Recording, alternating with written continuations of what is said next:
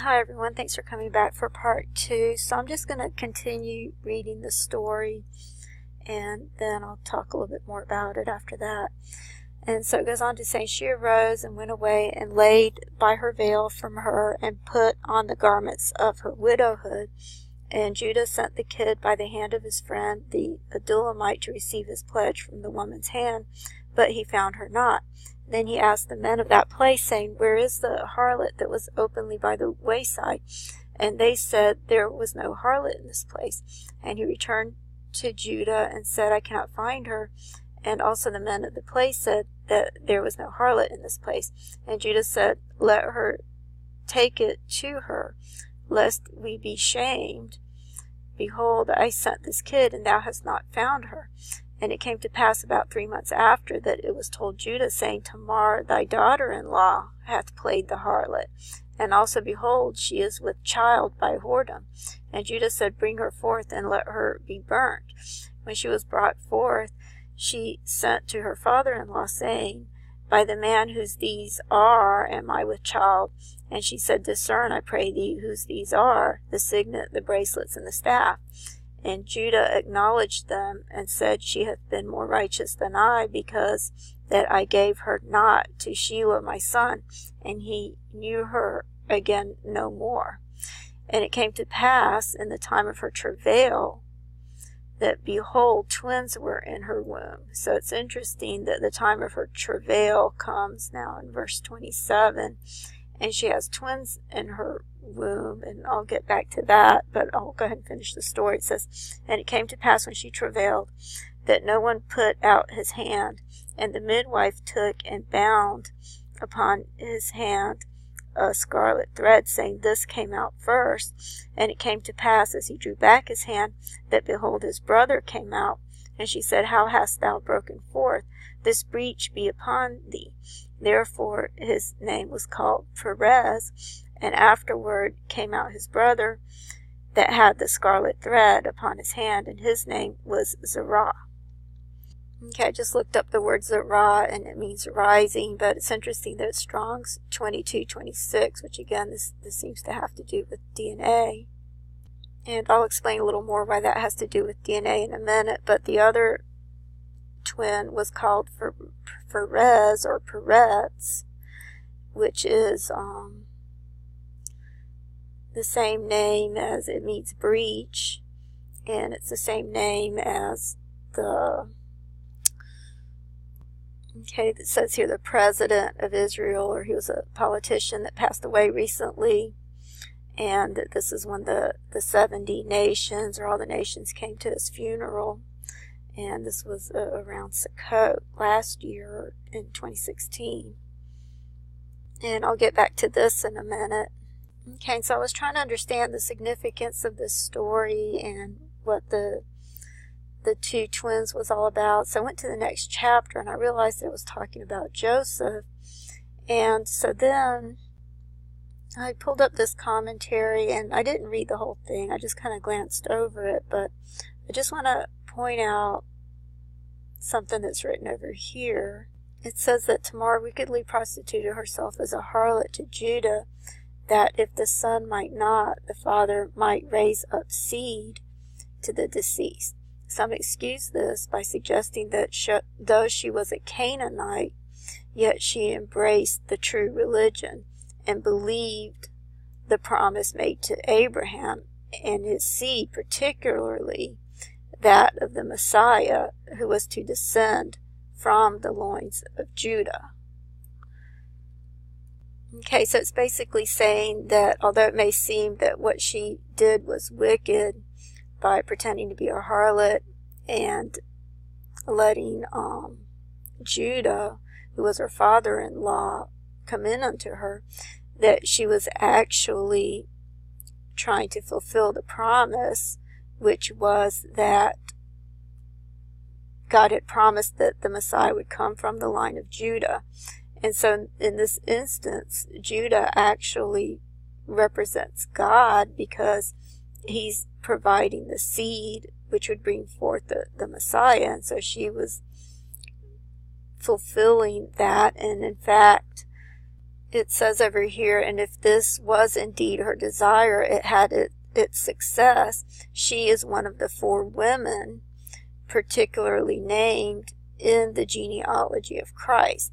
So she was the person through whom the Christ was born, through whom Jesus came. Okay, and so what I realized about Genesis 38 is that this is a type and shadow. It's almost a repeat of what happened in the garden in Genesis 3, because she ended up having twins, and is talking about her travail coming here in verses 27 and 28, which again I believe represent the years 2017 and 2018. But the other thing that's interesting is that she had the 2 sons, and the first one, when just his hand came out, the midwife tied a scarlet thread to it. But then the other child, Perez, came out first, and then the one with the scarlet thread came out after that, who was named Zerah, which means rising. And so I looked up the significance of the scarlet thread. And over here it says the Bible mentions a scarlet thread in several different occasions, from an unusual childbirth to the high priestly garments to the conquest of Canaan. And then it says one reference is in Genesis 38, but then it goes on to say the Bible also mentions scarlet thread or scarlet yarn as part of the tabernacle's curtains in Exodus 26:1, and the high priest's ephod, Exodus 28:6, along with threads of gold, blue, and purple. Okay, so this represents the priestly garments. And so it was Zerah, the child that came second, which is always the case, that it's the one, the younger, who will be the one that receives the promise, and then the older will serve the younger. And so this one is a type of the Antichrist. And I just wanted to point out that in Natan's vision, he actually used the word breach, or the rabbi used the breach. He said that there was going to be some type of event, and then the rabbi said, so you're saying that there will be some sort of security breach that will blow out of proportion, that's going to start World War III. And then Natan said, okay, so he said, yes, exactly. Okay, so this is all a type of what happened in the garden. Cain came out first. God had provided the seed to Eve after the fall that would bring forth the Messiah. But Cain came out first, and it's interesting that over here it actually even uses the same terminology when it says, and he knew her again no more. When you look at this in the Greek, it uses the same term, which means to add to, where it says that when Eve gave birth, she added to bear Abel, so he was additional. And over here, I'm not sure how it's worded in the Hebrew, but let's see what it says here. It says to add. Okay, so it uses the same terminology that was used in Genesis 4. And she again bare his brother Abel. So it's the exact same terminology. Okay, so I'm not sure where the other seed came from, but even if the other seed came from Judah, it would still be the line that would bring forth the Antichrist, whereas the other seed that was Zerah is the one that would bring forth the Messiah. And so that's the same as with Jacob and Esau and Isaac and Ishmael. So it's the same story with the twins, and it's always the seed that comes from Satan is the firstborn, and then the younger one, in the case of it's usually twins, is the one that brings forth the Messiah. And I believe that's a representation of the DNA, because as I mentioned before, the leading strand is always on the right, and then the lagging strand of the DNA would be on the left. So I believe this is all a representation of the DNA in the present condition. But the main point that I want to make is that it's the consummation of the covenant. You see that Judah is a type of Christ in this story. He's the Redeemer, and you see that he came into her over here in verse 18. And so this is a representation of the consummation of the covenant. You see that he gave her the deposit first, the engagement ring, and then he consummated the covenant. And so this is what brings about the restoration. It's what the rapture actually is. The rapture is the consummation of the covenant. And so the other thing that I wanted to point out is that another thing that I noticed is when I had uploaded this video, it almost looked like these images over here. They look like a solar eclipse and a blood red moon. In fact, I was thinking that that's probably what people are going to think this is a picture of, but it's actually a picture of ovaries. Of course, this one is a blood red moon, but over here these are images of ovaries. Okay, and I'll just show it to you full size again. I had put in the terms ovary and sperm, and these were the images that came up. Okay, so as you can see, this image over here looks like a blood moon. I'll just show it to you this way. It almost looks like a blood moon, and then you have the sperm here, and then we just recently had this sign in the heavens that happened right before Christmas, and a lot of people liken this to the sign of Jonah, but to me this looks more like a sperm than it does a whale, and so hopefully you can see the resemblance. It even has the transparency. Here's another image of it and another video. Okay, and here's yet one more image, and you can see how long the tail looks in this one.